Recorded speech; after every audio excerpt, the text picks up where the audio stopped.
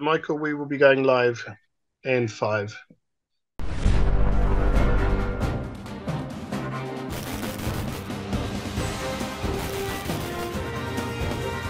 Family values. So all the way from the United States of America, can you please give a warm welcome to Michael Mack. Good morning, ladies and gentlemen. Thank you for that kind introduction. I can't see you, so if I'm addressing sisters and priests, good morning to you, first of all. It's an honor for me to address the Family Life International Catholic Conference again. The last time I was with you in person, which of course is much more natural, and I miss you. I wish I could be there today with you in the room, but it is truly an honor to be here. Warm greetings also to my friend Greg Clovis and to the entire Clovis family, an amazing family, which do so much great work in defense of life and the family. So thank you. Thank you once again. Most sincerely, thank you for having me with you today. So I've been asked to speak to you about a fairly thorny topic: how to live the Christocentric family life in a Christophobic world, the world which gets increasingly more Christophobic with the passing of each day, especially now in my country, my poor, sad country, but also in yours, which isn't much better. Maybe it's worse. I don't know. But why is this a thorny topic? I think it's because a discussion of family means a discussion of raising children, and nobody wants to be told how to raise their children, including me. So it's always difficult. People get very defensive. So I thought what I would do to try to make this next half an hour, 30 minutes together most effective, what I would do is I want to ask you to pretend now that I'm not actually speaking to you this morning, to this audience, that you are sort of a third-party observer to a conversation between me, a rusty, rad-trad, bomb-throwing Catholic Yankee from the United States of America, and a young English couple who just got married. Let's call them Nigel and Alice. Let's pretend they live in Kent, Bromley. Let's pretend they're sitting right here in the front row. I'm talking to them. So we can just observe this conversation and take from it what's useful and what's helpful in a very challenging time now to raise children, to raise that family, Christocentric family. So just before I zoomed in this morning, our Nigel and Alice asked me a very simple question. They said, "Mr. Matt, we are expecting our first child in June. How did you and your wife raise your 7 children in the faith in this Christophobic world in which we find ourselves?" Now, I'm not a child psychologist. I'm not a priest. I'm not an expert on family raising. But what I am is a Catholic father of 7 children. My oldest now is 26 years old. Incredibly, I can't believe it. My baby is 12 years old. Now, the older children in my family now are fully educated with majors and minors and degrees from good, solid conservative universities. I might get to that today. I think it's very important, if we're going to reclaim society for Christ the King, to have our young people educated in fields that they're that they're good at, that they're called to, so that we can help take back every aspect of this society for Christ the King. But my point is, I have adult children now, and all of my 7 children, thanks be to God, are Latin Mass Catholics. We're very united. So how did we make it through? Nigel and Alice wanted to know. How did we do that? First of all, I want to be very clear, because sometimes when people start talking about raising children, it comes off as arrogance, it comes off as cocky, as sanctimonious, as lecturing, and that is not me. So I want to make a couple things very clear right at the outset. First of all, my wife and I are still at it. We have a 12-year-old son. We have an expression here in the States, I don't know if you have it in England, never count your chickens before they're hatched. So life is a struggle, and the devil never rests, as we all know. So my family, my wife and I, our children, we're still running this race. But I do think now that I have enough success, thanks be to God, to comment to a young couple like Nigel and Alice on what has worked so far for my family. Because let's face it, we are running out of time. There is a war against the Catholic family, and we need to share our resources, share our experiences now, which is why I appreciate the opportunity to speak about this today for your conference. But again, I want to be very clear. I'm no hero, and my wife can tell you that I'm no saint. But I was blessed with an opportunity. I was blessed by being born into a family some 57 years ago, whose parents were much older and who had a very sort of European background themselves, the way they were raised. So my father, for example, was the son of German immigrants. He was born in 1915, long time ago. Much older in life was he called to marriage. So he fought in World War II, didn't get married until he was 38 years old. So by the time I came along, he was 51, which meant that I had a link, sort of a conduit to the way things had been, to the old Catholic world before everything went insane. I mean, obviously there have been problems for a long time, but especially at that point, he can still remember he experienced a more sane and a more Christocentric family life himself. And it had a Catholic European foundation from his parents. So my father actually remembered how things used to be, in other words, and he could give that to his children. So my childhood, consequently, was rooted in old Catholic German tradition from my father's side, and then from my mother's side, an old Catholic Irish tradition. And that's a huge benefit that very few people now anymore have access to. I set that up as my resume for how it is that I think I can speak to this issue with some authority because of the gifts and the graces that I experienced in my life being raised by who I was raised by. So consequently, because of this natural link, because sometimes nowadays young people begin raising children, they find the Latin Mass, they find homeschooling, and they have to sort of reimagine or recreate the link from themselves to a better time, to a saner time, and they have to sort of use their imagination. That's not the case with me. There is a direct link with people. I'm sure some of you have the same story to tell. So consequently for me, growing up in the United States of America, mine was not a quintessentially American childhood. You see? I grew up, in a thoroughly Catholic home, in which, for example, there was no television. No television growing up. There was no rock and roll music. There was no public school education. Not even diocesan Catholic schools, which by the mid-70s, as I was growing up, had already gone and began to fall seriously, to falter, no longer be Catholic. So my parents had to start their own small traditional Catholic schools. So these are the things I want to point back to see if we can recreate some of it now as we, in 2023, young couples begin to try to raise their children in a Christophobic world. We also, another point, we never went to the new Mass. We either went to the traditional Latin Mass or we went to the Ukrainian rite, the Liturgy of St. John Chrysostom. So we weren't exposed to the Novus Ordo liturgical revolution either. And consequently, when my father and my mother died, they left behind, I think, 155 grandchildren and great-grandchildren, all practicing Catholics. How is that possible? It's possible because of the faith, because of the grace of God, and because of family. True, authentic, Catholic family life. And I'm going to get into that in a moment. How did we do it? My parents stayed true to the old Catholic family model, a model which is the Christian family, a model which is based, which was the family founded by God himself, modeled on the Blessed Trinity. We had rosary then every night. And I remember in my childhood, this again is an example of how things have changed and how we had great benefits back in those days.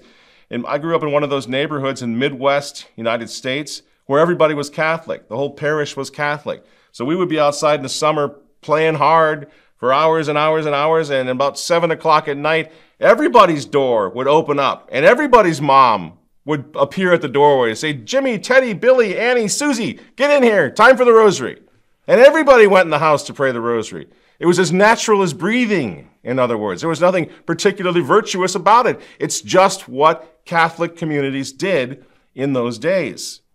So being Catholic then defined us, even as children, from a very early age. So I remember, for example, just wanting to be an adult Catholic. It seems funny to talk about it now, but this is the way it was in those days. I remember when I was 6 years old, for example, and I begged my mother if I could go with her to Tenebrae on Holy Thursday and Good Friday in Holy Week. And my mother said, "You're too young." Well, I begged and begged and begged, and finally to shut me up, I guess, she agreed to let me go with her. And you know what? To this day, I have memories of sitting in the church in the darkness of Tenebrae with my mother on the cold, hard pew that was very difficult to sit on, especially for a little kid, for 3 hours, and being so incredibly proud of myself to be sitting with my mom at Tenebrae doing what adult Catholics did. You see? You see how they were able to make Catholic be something that was awesome and that even little kids wanted to do it.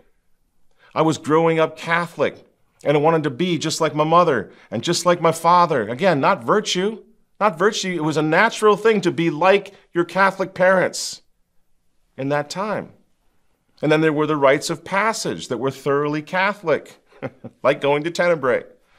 And then I was even confirmed, had the great grace of being confirmed by Archbishop Marcel Lefebvre when I was 10 years old because my father refused to go along with the revolution in the church. And I want to tap into some of this to try to give our Nigel and Alice an example of what we can shoot for in the past that worked so well. How do we sort of recoup that? How do we use those beautiful lessons from the past for a young couple starting out today? How do we export those memories and bring them into reality? Well, in the interest of saving time here, friends, I realize your conference is already going a little bit long, and I don't want to delay it anymore. I want to offer a bullet point list of what worked for my wife and me. Now, this is not a list of the only answers. It's just a list of the answers that worked for us, and that I hope might help people like Nigel and Alice as they start off in their life together. First one, number one in the bullet point, number one. We, my wife and I, we never underestimated the evil we face. It's essential that we understand we are up against raw evil, principalities and powers. So we knew that our little Catholic family actually presented a threat to the powers of hell so active in the world today. And so we fortified ourselves as best we could accordingly. We knew that they wanted to kill our little babies in the womb, even. That's how serious, how sick, and how evil the enemy is. And whichever ones of our children made it past the abortuary somehow, we knew that they wanted to kill the souls of our children. And so we anticipated them. And I think it's very important to anticipate them today.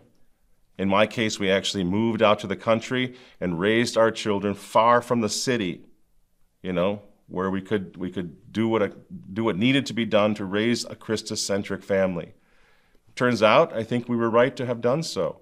You'll all remember Cardinal Carlo Caffarra in a 2017 interview explaining how Sister Lucia, famously of Fatima, had written to him, to His Eminence, back in 1983.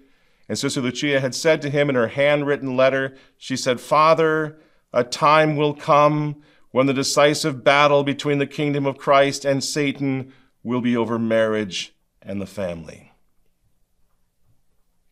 That was prophetic. That's exactly what we see happening today. That's exactly what's going on over in the Vatican right now with the Synod on Synodality. But God is in charge. God will intervene. God will save His church. His church is for Him to save. The family is for Him to save. We need to cooperate. We do not need to get discouraged, but we need to open our eyes, Nigel and Alice. God will give you what you need to survive, just as He gave my wife and I what we needed to survive. But don't underestimate the evil that stands against you. You literally are the front line in a battle against Satan himself. So says Sister Lucia of Fatima. Number two, my wife and I looked at our home then in the country as our castle. We had to fortify the castle. We had to treat it like a Catholic fortress. So we have crucifixes and images of the Madonna and Child all over our house. Our children literally grew up with saints on the walls. Pretty much every wall in the house. Our children breathed Catholic since before they could remember. They imbibed Catholic with their mother's milk. It's all they ever knew. It's as natural to them as breathing. And I would see things, I would find things that I had not taught my children. One time we moved my son out of his room when he slept in a bunk bed. And as we moved the bunk bed into the next room, I happened to look up on the ceiling and I see a little holy card of the Curie of Ars, St. John Vianney, taped to the ceiling. So when he laid in his bed at night, he could read the prayer and think about St. John Vianney. I didn't teach him to do that. That's what he wanted to do, growing up in a Catholic home. So people say, yeah, but you're sheltering them. You're sheltering these children. What are you going to do? You're sheltering. Here's the thing, friends. You will have time to teach your children to live in the real world when they get older. But just as the hermit living in his cave knows more about the real world than anyone else on the planet, so too the Catholic home will be the real world training ground for future soldiers of Jesus Christ. It will come in good time. Don't worry about sheltering children when they're little. Take care of them. Make them happy. Give them a beautiful castle in which to live. So when they go into the world, for example, when they go to college, they're prepared for it. They are soldiers of Jesus Christ, ready to keep the faith no matter what happens. Number 3, we set up an altar. This is a practical suggestion. My wife and I, based again on what my father and mother had done, we set up an altar in our home, right in the living room. Even before our first baby arrived, we had already built the altar. Very simple little altar. Crucifix, little statue of Our Lady of Fatima, little statue of St. Joseph, and my wife put a vigilite out in front. And as my father had taught us, that children thrive on drama and rituals, the family rosary, once our children came, the family rosary became a dramatic nightly ritual. We turned off the lights. It's dark in the house. We light the little vigilite in front of the statues. The flickering flames and shadows animate the statues. We kneel on the ground. Nigel, lead your children in prayer on your knees in the dark. Alice, hold the littlest one on your lap. And when the time comes, coax those beads through her fingers. Teach her to pray the beads lovingly. See? Our sons and daughters, I think, friends, will always remember us, their parents, on our knees, in the candlelight, talking to God, talking to his mother. There's nothing phony baloney about it. It is real. It is reality. So we never made the rosary a burden, by the way. I remember some distant cousins would, when I was a kid, distant cousins would occasionally show up from out of town, and they were visiting. And this was when it happened when I was a child. And my mother would not insist that all the children stop playing and come into the house on that occasion, that rare occasion, to start praying. And I think it was because she knew that would begin to make the rosary into a burden on this occasion. So she would let us playing, and then later in the evening, she would say night prayers with us together, and all was well. You see the difference? The church is Holy Mother Church, not prison warden church. So teach your children, teach them to love, to pray as a family. And then you tell them the stories. Don't ever forget this, friends. Tell them the great stories. Tell them the stories of Don John of Austria, Lepanto. Tell them the stories of the Cristeros. Tell them the stories of the Vendéans. Heroic families just like theirs, just like ours, who in the past prayed the rosary with their children every night and changed the course of human history. This is part of the adventure. It is not a burden. Now, number 4, there was no place, and there still is no place in our castle for the television, the satanic tabernacle, the conduit to a rotting world, right? There is no place in our children's lives for the iPhone either. Hear me on this one, please, friends. I had, when my wife and I were raising our children and iPhones came in, we had no intention of placing the largest red light district in human history in the pockets of our little sons. Why? Because this is insane. And I see homeschool kids all the time now, Latin Mass kids, 12-year-old kids. Why do they have an iPhone? Why are we doing this to these boys especially? We're going to lose if we don't take steps like this.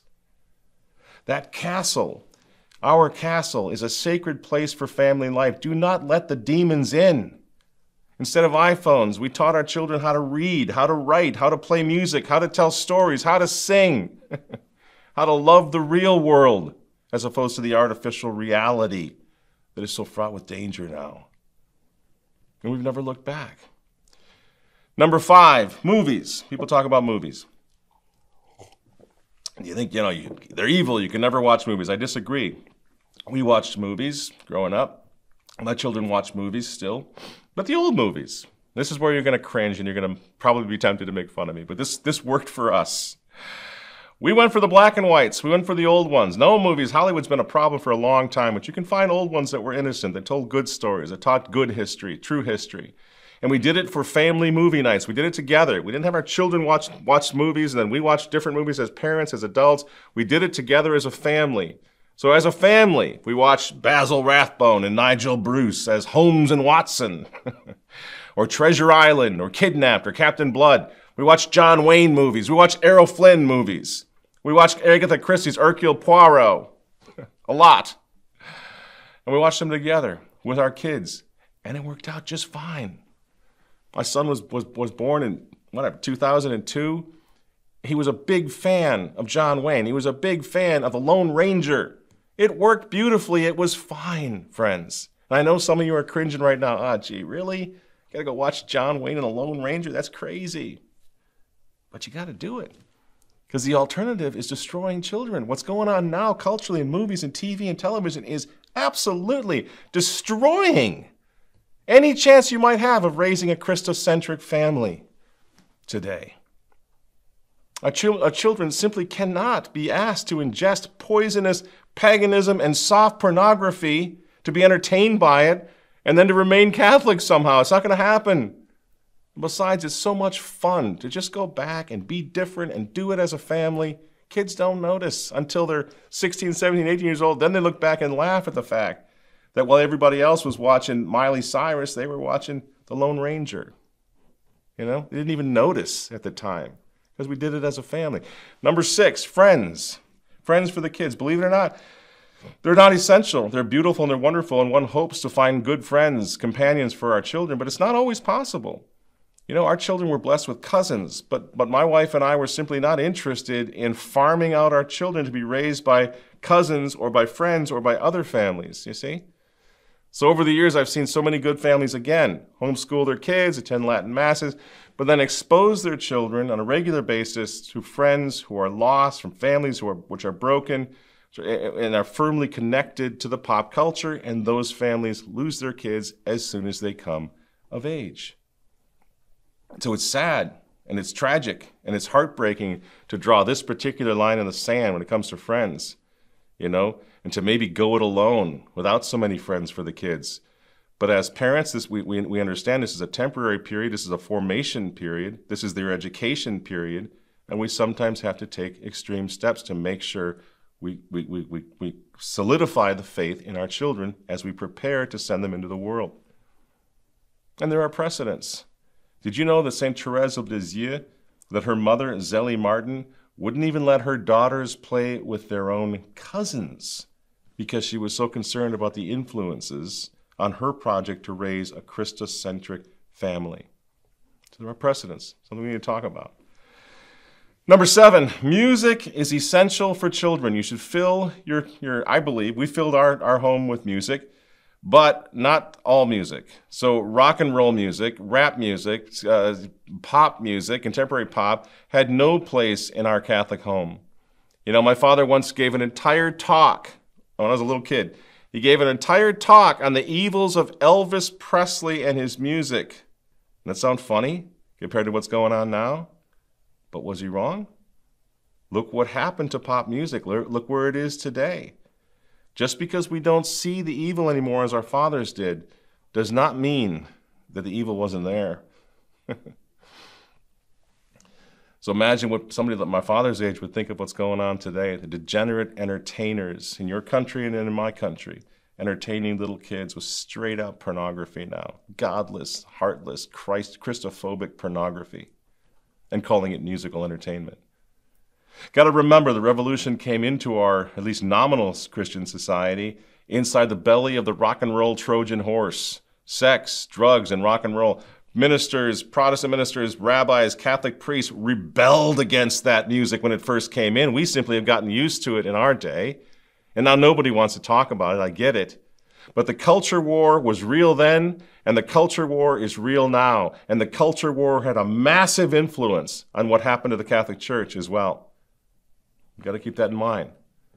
So the way my wife and I saw it, if we wanted to raise Christian children, then we couldn't possibly let them be entertained by the poor folks who hate everything in which we believe. Now, this might be the most difficult step in raising kids today, because nobody likes to have to say no to this, no to the movies, no to the friends, no to the music too. It's not fun. I get it. But it's so important for parents to develop the backbone and to do it, to just stand up and say no. We're not letting that into our home.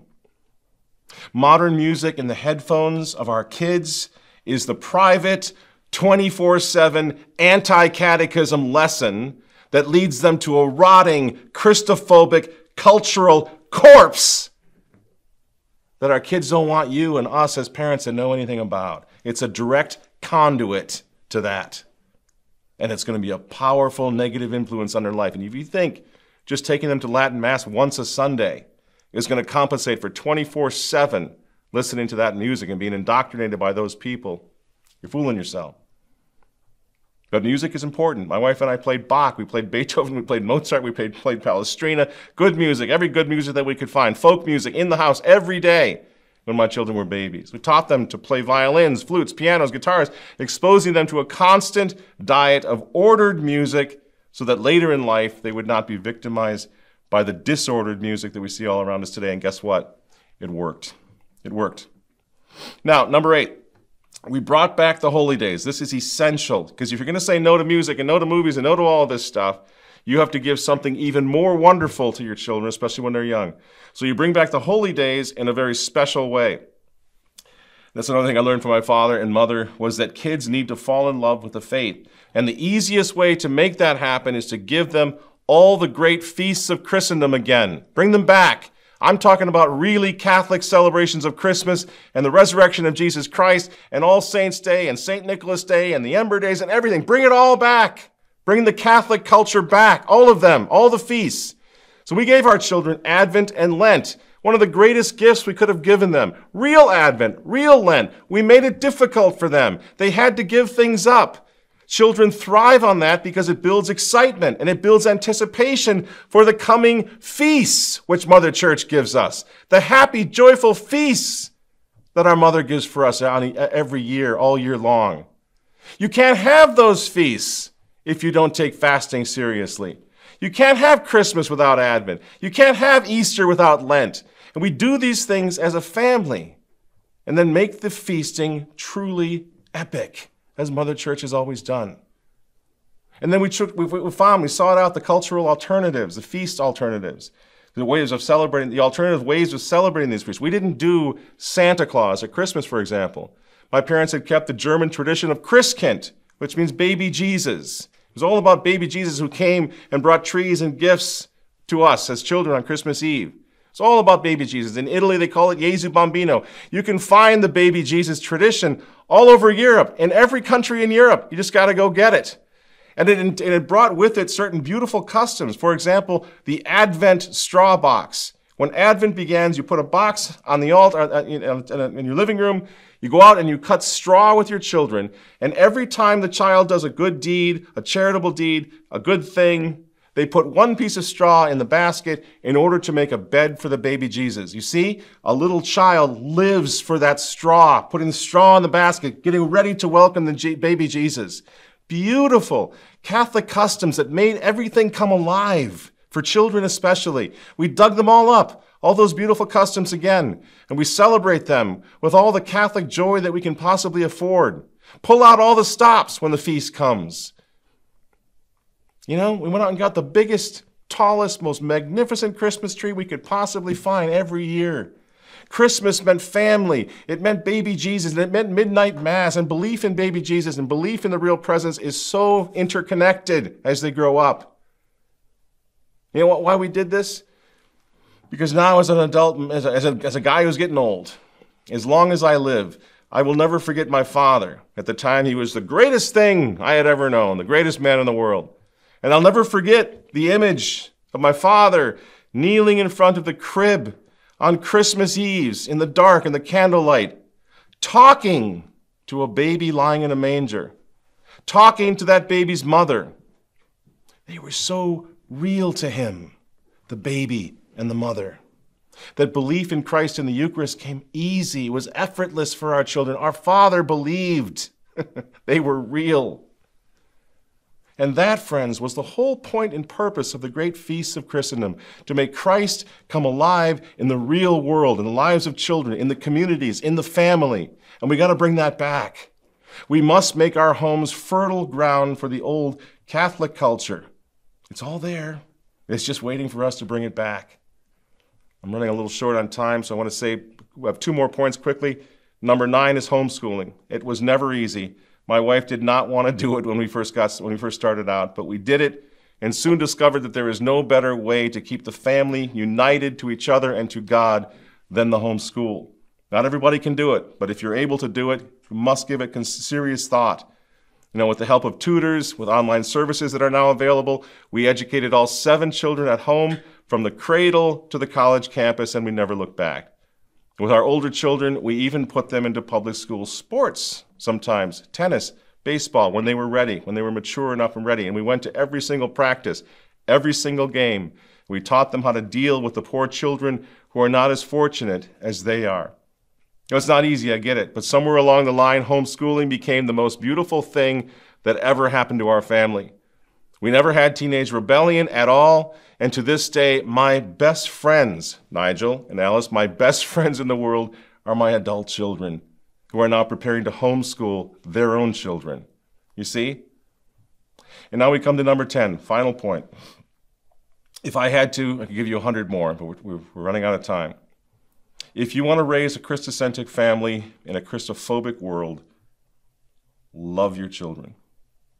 Understand what they're up against. Understand what they're hearing every day about LGBT and about pedophile priests and about all the evil yuck going on in the world. Love them to Jesus and Mary. Keep them close. Make their life fun. Right after I was married, I tried to stay connected to my friends and to the things I had done as a single man. It doesn't work.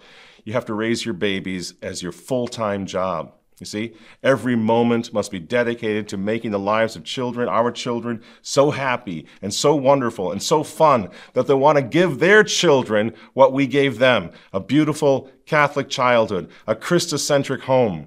We have to love our children enough to do as St. Paul instructs us all to do in 2 Corinthians 6:17. Come out from among them and be separate, says the Lord. Do not touch what is unclean, and I will receive you. St. Paul is referring to Isaiah 52:11, that Christians are called out of the world, to come out of the world, and to be separate, to be sanctified, to be set apart. We did that, and it became the adventure of our lives. It was fun. I loved every minute of it. Still do. They are children. They need to laugh. They need to play. Being Catholic is not drudgery. We have been given the honor to help reclaim the happiest culture in the history of the world. The joy of Christianity literally built the most sublime civilization in history. It is responsible for the love story that built the Chartres Cathedral, that built all the great cathedrals of Europe, the love story. And as parents, we have a chance to help rebuild that, help rebuild Christendom with our babies. And this is the greatest privilege of our lives. And because being Catholic so defines us and so completes us, it can never be a burden for our children. It must be a great, big, magnificent adventure that they will never forget. Commit to that adventure, and you'll spend the rest of your lives praying, playing, and laughing with your children. We drive 50 minutes every Sunday to attend Latin Mass, but that commitment to the Mass of our fathers is not a burden for our children. It's part of our family's adventure. We fight for our liturgical birthright as a family, just as we pray every night in front of the flickering flame together as a family, just as we kneel before Christmas crushes in the darkness of so many Christmas Eves together as a family, just as we baptized our babies, educated our children, and buried our parents together as a family, living, crying, laughing, loving, praying, breathing, and dying as a Christian family. So the only question is, and I'll close with this, do you want to do this? Do you want to do this enough to be different than almost everyone else in your Christophobic neighborhood? It's not easy, and I don't mean to pretend that it is. But I will say this, as I near the end of raising my own children, I realized that there could never have been anything more rewarding in life than raising the Christocentric family in a Christophobic world. And all of this has happened before. We tell the stories of those who did this before us, in the past, in history. We tell the stories of the martyrs of the Western uprising in your country, the stories of the Vendéans in France, the Carlists in Spain, the Cristeros in Mexico. Well, if we do this right, someday they'll be telling our story too. The story of the faithful Catholics who never gave up on Christ, even in a world that was at war with him. I said at the top of my talk today that I'd come back to Sister Lucia of Fatima, who told Cardinal Caffarra that the devil's final battle will be over marriage in the family. But Sister Lucia went on to say in that same letter, she said, "But do not be afraid, because Our Lady has already crushed his head." So don't be afraid, Nigel and Alice. It is possible, and it certainly is worth it. It will be the greatest adventure of your life. It is the good faith.